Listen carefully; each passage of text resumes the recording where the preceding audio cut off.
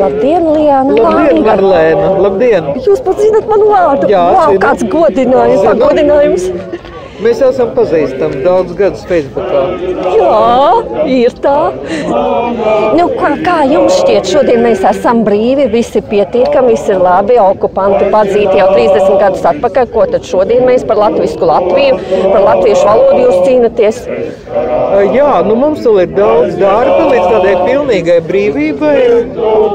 Un kas ir ļoti svarīgi, lai nebūtu sabiedrībā tādas anomiski noskaņojumi. Nu, tāda, kā lai saka, tāda vilšanās sajūta un tāda nomāktība, vai ne?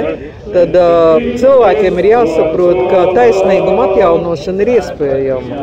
Un taisnīguma atjaunošanas process turpinās, ja, un viens no taisnīguma atjaunošanas elementiem ir Latvijas derusifikācija, kas šobrīd notiek pilnā sparā un faktiski sasniegts ir diezgan daudz 2 gadu laikā, kopš es vadu kampaņu runā latviski, jo tagad ja ik viens sevi cienojošs medijs runā par latviešu valodu, rāda citautiešus, vietnamiešus un arābus, kuri ir iemācījušies latviešu valodu. Un ukraiņi.